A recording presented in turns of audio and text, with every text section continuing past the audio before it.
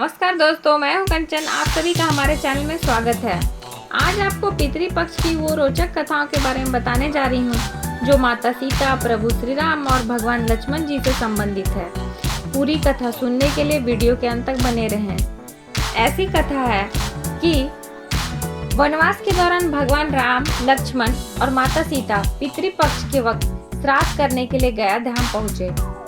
वहाँ पंडित द्वारा बताए गए श्राद्ध कर्म के लिए आवश्यक सामग्री जुटाने के लिए लक्ष्मण को ने पास वाले नगर में भेज दिया। बहुत देर होने पर भी लक्ष्मण जी जब नहीं लौटे तो भगवान श्री राम भी लक्ष्मण की खोज में उनके पीछे चले गए। बहुत देर हो गई, अभी तक श्री राम और लक्ष्मण सामग्री लेकर नहीं आए। तब पंडित जी ने माता सीता से आग्रह किया कि पिंड दान का मुहूर्त निकला जा रहा है।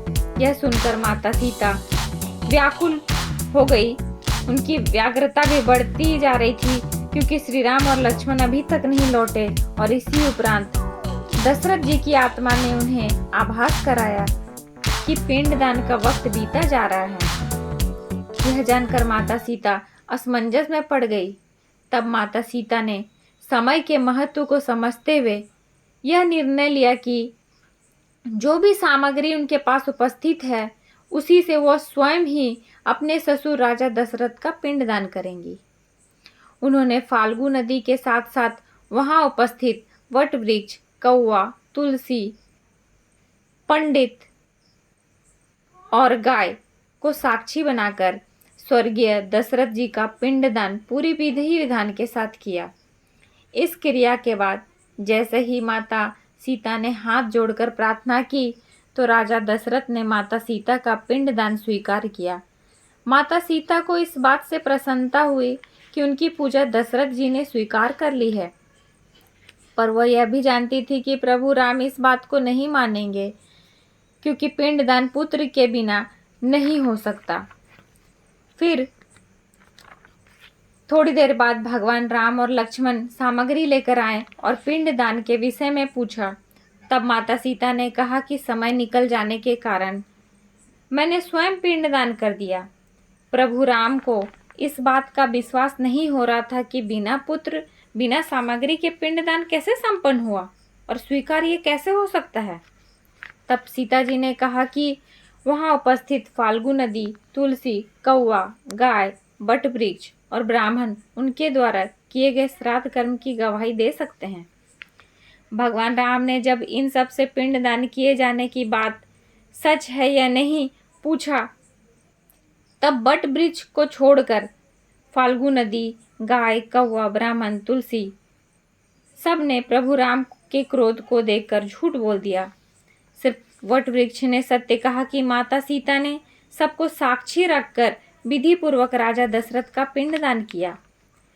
पांचों साक्षी द्वारा झूठ बोलने पर माता सीता ने क्रोधित होकर उन्हें आजीवन श्राप दिया। फाल्गु नदी को श्राप दिया कि वह सिर्फ नाम की ही नदी रहेगी, उसमें पानी नहीं रहेगा। इसी कारण फाल्गु नदी आज भी गया में सूखी है, उसमें आज भी पानी नहीं रहता। गाय को श्राप दिया कि गाय पूजनीय होकर भी सिर्फ उसके पिछले हिस्से की पूजा की जाएगी और गाय को खाने के लिए दर बदर भटकना पड़ेगा। आज भी हिंदू धर्म में गाय के सिर्फ पिछले हिस्से की पूजा की जाती है। माता सीता ने ब्राह्मण को कभी संतुष्ट ना होने और कितना भी मिले उसकी दरिद्रता हमेशा बनी रहेगी का श्राप दिया। इसी कारण उस ब्राह्मण के कारण सभी ब्राह्मण को ये श्राप मिला कि ब्राह्मण कभी भी दान दक्षिणा के बाद भी संतुष्ट नहीं होते। सीता जी ने तुलसी को श्राप दिया कि वह कभी भी गया की मिट्टी में नहीं उगेगी। आज तक यह सत्य है कि गया की मिट्टी में तुलसी नहीं उगती।